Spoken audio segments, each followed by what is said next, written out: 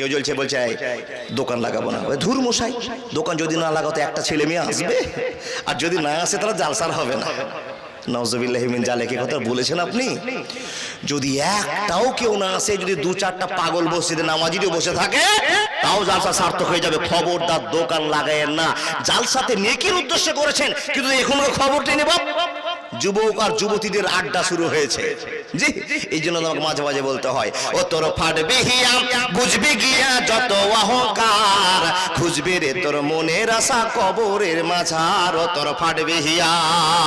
বর্তমানের ছেলের ভাই স্কুলেতে যায়, লেখাপড়া ছেড়ে তারা মোবাইল পিছে দৌড়ায়। ও তোর ফাটবে হিয়া। বর্তমানের মেয়ের ভাই স্কুলেতে যায়, চুলের ডগা ছেড়ে তারা এদিক ওদিক তাকায়। ও তোর ফাটবে হিয়া। বাজারে যান করে, এখানে একটা বাপ বসে আছেন, মেয়েটাকে আসার সময় বলছেন, মেয়ে শুনে নাও, বাজারে চৌবাকে যদি দোকানে দেখে নি তো সকালবেলা তোমার ফাটিয়ে দিব গালটা, চড়িয়ে তোমার গালটা লাল করে দিব। একটা বাপ বলুন তো, আমি বলেছি কথাটা, আপনার ছেলে 13 বছর বয়স, মোবাইল নিয়েছে হাতে, দৌড়াদৌড়ি করে ছুটছে, আপনি কি ছেলেকে বলছেন, বেটা বাজারে যাবা, ভরদোর সাথে সাথে বাজারে কিছু দোকানপাটে কিনে নিয়ে চুপচাপ বসে জালসা শুনবা? কোন বাপ বলেছেন? একটা বাপ বলুন তো। জি না, বলতে পারেননি। আল্লাহর বান্দা, মনোযোগ দিয়ে কথাগুলো শুনে যান। আপনারা অহংকার করেন খুব চাপা রেখে, কিন্তু আমার মা বোনেরা অহংকার করে দেয় এমনিতে, সময় কাটিয়ে দেয়। কি করে কাটায়? যখন বাড়ি থেকে বেরিয়ে আসে, যত ভালো শাড়ি সেটা পরেছে, আর সুন্দর করে গলাতে একবারে মালা দিয়েছে, হার, আর বারবার ওড়নাটা ফেলছে, আর বসে বসে ওই মেয়েগুলোকে দেখাচ্ছে। কোন মেয়েগুলোকে? যাকে তারা দেখছে। ভালো পোশাক পরে বসে থাকলে হাজার মেয়ে আছে, তার দিকে লক্ষ্য করবে বাপ। ছেলেরা তো লক্ষ্য করবে, কিন্তু ছেলেরা আড়ালে আছে। এখন মেয়েগুলো আছে, আর মেয়েদের সামনে বারবার ওড়না খুলছে, তার ভালো শরীর দেখাচ্ছে, গলার হারটা দেখাচ্ছে। এ মা, তোমার কাছে প্রশ্ন, তুমি একরকম অহংকার করছো আর বসে আছো। বলে, মাওলানা বুঝতে পারলাম না। মা, তুমি কি জানো না, তুমি যে শাড়িটা পরেছো দাম হলো তার 5000 টাকা, দাম হলো তার 7000 টাকা। তার কারণটা হলো তোমার স্বামী মাস্টার, তোমার স্বামী ডাক্তার, তোমার স্বামী ঠিকাদার, তোমার স্বামী বক্তা, তোমার স্বামী ভালো একটা ইনকাম করে, তাই তোমাকে 5000 টাকা দামের শাড়ি কিনে দিয়েছে, আর একটা সুন্দর রূপার হার মালা কিনে দিয়েছে, সোনার মালা কিনে দিয়েছে। এটা তুমি দেখাচ্ছ আর বসে আছো। আর তোমার সামনে একটা মেয়ে বসে আছে, একটা সামান্য একটা নাইটি পরে বসে আছে, মাত্র 350 টাকা দামের একটা শাড়ি পরে বসে আছে, তোমার দিকে বারবার লক্ষ্য করছে, আর তুমি এই দিকে একবার দেখছো, ওই দিকে একবার দেখছো। এই মেয়েটা আমার দিকে দেখছে, তার মানে মনে মনে ভাবছো তুমি যে আমি মাস্টারের বউ। এতটি মেয়ের ভিতরে আমার একলাই বেশি দাম আছে, আমি এটা বক্তার বউ, আমার একটা দাম আছে। এমা শুনে না, এই অহংকার যদি একমাত্র হয়ে যায়, একটু কিঞ্চিত মাত্র অহংকার চলে আসে, বিশ্বনবী নবী মুহাম্মদুর রাসূলুল্লাহ সাল্লাল্লাহু আলাইহি ওয়াসাল্লাম বলেছেন, ঈমান থাকবে না, থাকবে না, থাকবে না। এ মাওলানা, ঈমান যদি হারিয়ে যায়, এত বড় বডিটাকে যদি তছনছ করে দেয় একটা সামান্য অহংকার, অহংকারটা করব না। অহংকার মতো গুনাহটা আমরা কেউ করব না ইনশাআল্লাহ, ইনশাআল্লাহ। যারা অহংকার করবে তাদের দুনিয়া আখিরাত দুটোই গড়বড় হয়ে যাবে। বলবেন, মাওলানা প্রমাণ দিয়ে কথা বলতে হবে। এ আব্বা জান, একটা আপনাকে আপনার পরিচিত দোয়া বলতে আরম্ভ করলাম, সূরা বলতে আরম্ভ করলাম। কি সূরাটার নাম? সূরাটা সবাই জানেন বন্ধু, একবার আমার সাথে বলুন, বিসমিল্লাহির রহমানির রহিম।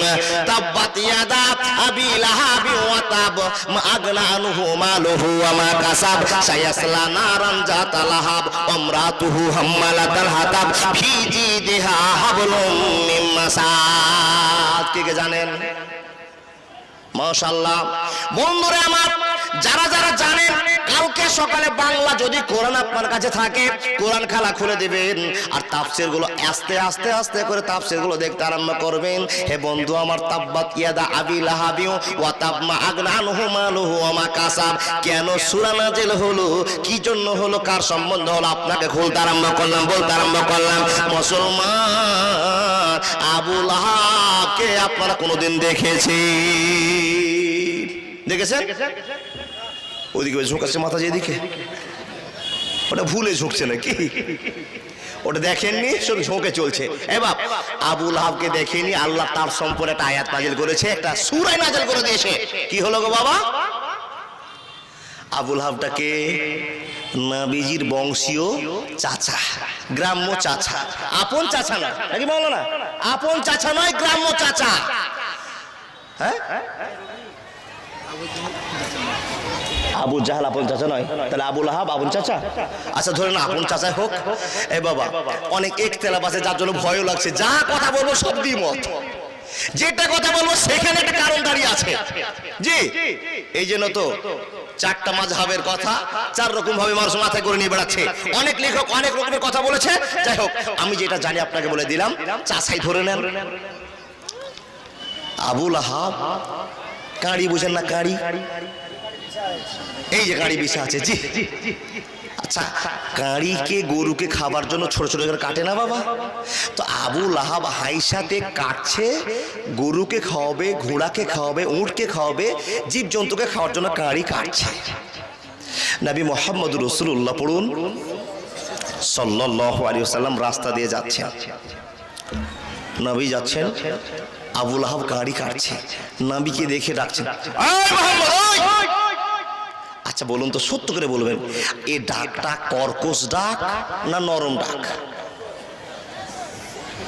নরম, কর্কশ। এখানে বোঝা গেল মোহাম্মদ আবু লাহাবের কাছে কিছুই নয়। নাহলে এইভাবে আওয়াজ করে একটা মানুষকে ডাকা যায়? এবং ডাকা যায়। গ্রামে দেখবেন যার টাকা বেশি, সম্পত্তি বেশি, গ্রামে যদি এভাবে থাকে, ওই ছোড়া, ওই ছোড়া, বলে না বাবা? ওখানে ধরে নিতে হবে এর টাকার অহংকার আছে না তো শক্তির অহংকার আছে। এই অহংকার করে লোকটাকে ডাকছে। ডাকছে মানুষ তো যাচ্ছে, এটা গরিব হোক, ফকির হোক, মিসকিন হোক। ও ভাই শুনে যাও, শুনে যাও, তোমার সাথে গল্প আছে। তাহলে কেমন ডাকতে হলো? নবী মুহাম্মদ রাস্তা দিয়ে হাঁটছেন, আবু লাহাব বলছে, এ মুহাম্মদ, কর্কশ ভাষা করে ডাকছেন। বিশ্ব নবী নবী মুহাম্মদ রাসূলুল্লাহ, সবে বলুন সাল্লাল্লাহু আলাইহি ওয়াসাল্লাম। আস্তে আস্তে চাচার কাছে বলছেন, চাচা কেন ডেকেছো, কি জন্য ডাকলি? একটু কি মনের গল্পটা আমাকে বলবে, কি জন্য আমাকে তুমি ডেকে পাঠিয়েছো? ও চাচা, আমি তো রাস্তা দিয়ে চলে যাচ্ছিলাম, কিছু বলবা তো বলো। বন্ধুরে, কাঁড়ি কাটা বাদ দিয়ে, গরুর খাবার কাটা বাদ দিয়ে হাইসাটা তুলে নবী মুহাম্মদকে বলছেন, ওহে নবী মুহাম্মদ, তুমি তো বড় নায়ক হতে চলেছো, তুমি তো নায়কের ভাব নিতে আরম্ভ করেছো। আর দুনিয়াবাসীকে আশহাদু আল্লা ইলাহা ইল্লাল্লাহু ওয়া আশহাদু আন্না মুহাম্মাদান আবদুহু ওয়া রাসূলুহু কালেমা দাওয়াত দিতে আরম্ভ করেছো। এ মুহাম্মদ শুনে নাও, তুমি আমাদের দেব দেবতাকে অপমান করেছো, তোমার বাপ চাচাকে অপমান করেছো। শুনে নাও, শুনে নাও, এই যে হাইসাটা তুমি দেখতে পেয়েছো, আগামী যুদ্ধেতে হাইসা দিয়ে আমি তোমাকে দ্বিখণ্ডিত করে দেব, তোমাকে কাতাল করে দিব।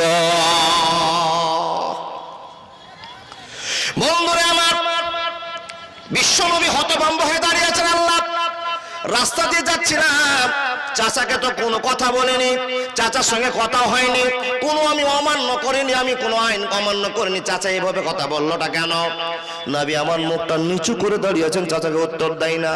তার কারণটা হলো নরম ছেলে, ভদ্র ছেলে, চাচার সঙ্গে কি তর্ক করবে খুঁজে পায় না। নবী অপমান হয়ে দাঁড়িয়ে আছেন, আর চাচা হাইসা তুলে বলছেন, এই হাইসা যে আগামী যুদ্ধে তোমাকে দুখানটা করে দিব, দ্বিখণ্ডিত করে দিব, যদি তুমি ইসলামের প্রচার করে বেড়াও। আশহাদু আল্লা ইলাহা ইল্লাল্লাহু ওয়া আশহাদু আন্না মুহাম্মাদান আবদুহুর প্রচার তুমি যদি সারা গ্রামে করে বেড়াও, এই হাইসা দিয়ে তোমাকে সামনে যদি দুখণ্ডিত করে দেওয়া হবে। বিশ্বনবী আমার চুপচাপ দাঁড়িয়ে আছে, উত্তর দিচ্ছেন না। আকাশ থেকে খবর হয়ে গেল, ওকে নবী মুহাম্মদ, তুমি দাঁড়িয়ে থাকিও না, দাঁড়িয়ে থেকো না, একটা সুন্দর করে তোমার চাচাকে খবর জানিয়ে দাও। আল্লাহ কি খবর জানিয়ে দাও? বলে নবীকেও জানিয়ে দাও। চাচার সামনে বক্তব্যটা পেশ করে দাও, চাচা যে যুদ্ধে তুমি আমাকে মারতে চাইছো, ওই যুদ্ধতে আমি মরবো না, চাচা তোমাকে মরতে হবে। তোমার চাচাকে এই গল্পটা শুনিয়ে দিয়ে নবী তুমি চলে যাও। বিশ্বনবী দাঁড়িয়ে আছেন, খবর হয়ে গেল। নবী মুখটা ছেড়ে বলছেন, চাচা তোমাকে আমি কোনো অন্যায় কথা বললাম না, তোমার সাথে কোনো কথা বলতে আমি যাইনি, তা তোমাকে কোনোদিন দিনের দাওয়াতের কথা বলবো কিনা আমি বলার চেষ্টা করি, কিন্তু ভয়ে বলি না। ও চাচা কান খুলে শোনে না, তুমি আমাকে অকথ্য ভাষায় কথা বলে দিয়েছো, একটা নোংরা একটা ভাব দেখিয়ে দিয়েছো, আর সাধারণ ভাষা আমাকে হাইসা দেখিয়ে তুমি আগামী যুদ্ধের ভয়াবহতা দেখিয়ে দিয়েছো।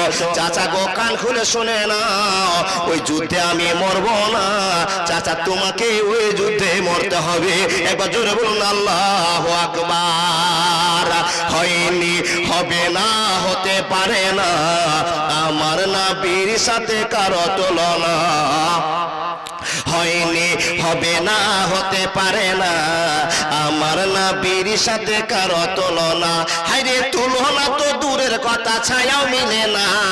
হয়নি, হবে না, হতে পারে না আমার নবীর সাথে কারো তুলনা।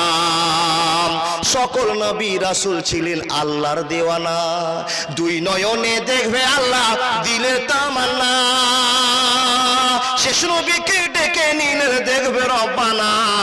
হয়নি, হবে না, হতে পারে না আমার নবীর সাথে কারো তুলনা। ইউসুফকে দেখে যারা আঙ্গুল কেটেছে, এইসব নবীকে দেখেছেন? এই আবার ঝুঁকাচ্ছে দিকে মাথা। ইউসুফ নবীকে দেখেছেন গো বাপ? না, ইউসুফকে দেখে যারা আঙ্গুল কেটেছে তারা কি নবীজির রূপ দেখেছে? আর দেখতো যদি কেটে দিত কলিজা খানা। হয়নি, হবে না, হতে পারে না আমার নবীর সাথে কারো তুলনা। হায়রে তুলনা তো দূরের কথা, ছায়াও মিলে না। হয়নি, হবে না, হতে পারে না আমার নবীর সাথে কারো তুলনা। একবার জোরে বলুন না সুবহানাল্লাহ। ভাই আমার কথাগুলো বুঝা যাচ্ছে তো? বুঝতে পারছেন কথা? জোরে বলবো না আস্তে বলবো? না ঠিক আছে, ঠিক আছে। তাহলে অহংকার করবো না। যে যে অহংকার করেছে সাজা কত বড় হয়েছে এখন বলে যায়। এ বাপ, কিছু কিছু ছেলেকে দেখবেন প্যান্ট পরেছে, খুলে চলে যাচ্ছে নিচে, কত দূর যাচ্ছে? পিছনের তাড়িয়া পর্যন্ত দেখা যাচ্ছে। নাউজুবিল্লাহি মিন জালিক। এরকম ছেলে নাই গ্রামে? ছেলেদের কথা বাদ দিয়ে দেন। আল্লাহ প্রতি বছরে প্রতি সিজনে একটা করে নতুন নতুন মার্কেটে ড্রেস নিয়ে আসছে। কিছুদিন আগে চলছিল বাবা চুস পায়জামা মেয়েরা পরছিল, আর তার বডি যতই মোটা হোক না কেন একটা সেলোয়ার কামিজের নিচে ছোট চুস পায়জামা পরছিল কিনা? তারপর আসলো জিন্সের প্যান্ট, জিন্সের প্যান্ট আর একটা গেঞ্জি পরে মার্কেটে মেয়েরা ঘোরাঘুরি করছিল। ঠিক কেন ভুল? ঠিক। এখন আল্লাহ আবার মার্কেটটাকে চেঞ্জ করে দিয়ে প্লাজোর ব্যবস্থা করেছে। পালাজো নামটা কি দেখেছে না? পালাজো। একটা পায়জামা এতটুক চওড়া, আর একটা পায়জামা যদি কাটেন তো 3 বাব্বাটা লাট্টু লুঙ্গি পাকা হবে। পায়জামা দেখেননি? ওই পায়জামা মার্কেট চলছে। তারপরে মার্কেট যেতে লেগেছে, এখন শুরু হয়েছে সারারারা। এই আব্বাজান, ড্রেস ভালো, কাপড় ভালো, যে পরনেওয়ালি তার মন খারাপ। যারা সারারা পরে, যারা প্লাজো পরে দেখবেন আপনার ঘরে আছে, আপনার বোন হয়, আপনার দিদি হয়, আমার মা হয়, আমার মাসি হয়, কি করে বাপ? মেয়েরা পরে সুন্দর কথা। নবীজি বলেছেন ঢোল্লা ঢালি পোশাক পরলে মেয়েদেরকে আবরুকে রাখতে হবে। ঢোল্লা ঢালি পোশাক পরলে গায়ে কোনো অঙ্গ চিনা যায় না, আর ঢোলা পোশাক মেয়েদেরকে পরতে হবে। তাই কোম্পানি বাইর করে দিয়েছে কি বাবা? প্লাজো। কিন্তু প্লাজোর নিচে একটা ভেজাল থেকে গেল। সে ভেজালটা কি জানেন না? প্লাজো পরার পরে পায়জামাটাকে 4 আঙ্গুল 6 আঙ্গুল উঠিয়ে পড়ছে যেন আমার সাদা পাটা দেখা যায়, আর পায়ের নিচে একটা সুতা বাঁধে রেখে দিয়েছে, মরে গেলে যত তার বাপ চিনতে পারে এটার ব্যবস্থা করে যায়। দেখবেন 1000টা মুসলমানের মেয়ে এক পায়ে সুতা বাঁধা আছে। এটা কোন ফ্যাক্টরি আলোচনা? এটা কি আপনাকে সিস্টেম শিখিয়ে দিয়েছে? এটা পশ্চিমী সভ্যতা। আর নবীজি তো বলে দিয়েছে পশ্চিমী সভ্যতাকে অনুসরণ করা যাবে না। বাম পায়ে একটা সুতা, ডান পায়ে একটা সুতা, ঠিক আছে। কিংবা আপনি যদি দিয়ে দেন বাম পায়ে একটা সুতা, এটা কোথাকার স্টাইল? তোমাকে তো পাটা ঢেকে পড়তে বলেছে। পুরুষরা ঘেটুর উপরে কাপড় পরবে, তুমি কেন পড়েছো? বলে মৌলভী সাহেব আপনি জানেন না আমার পা যে সাদা, এটা আমাকে যুবককে তো দেখাতে হবে। নাউজুবিল্লাহি মিন জালিক। যেই বোন, যেই মা, যেই দিদি এই ব্যবহার নীতিকে কবুল করেছে, ভেবে নেন জাহান্নাম আপনার জন্য অবধারিত, জাহান্নাম আপনাকে যেতে হবে। মা, এটাই তো অহংকার প্রমাণ করে দেয় যে আপনি রুহুবের অহংকার করেন, শক্তির অহংকার করেন, টাকার অহংকার করেন। যেই অহংকার করেছে তারই পতন হয়ে গেছে। পতন কার হয়েছে? আবু লাহাবের হয়ে গেছে। নবীজি বলছেন চাচা আমি যুদ্ধে মরবো না, তোমাকেই মরতে হবে। এই কথাটা বলে নবীজি চলে গেলেন হাঁটতে হাঁটতে নিজের ধান্দায়, নিজের কাজে।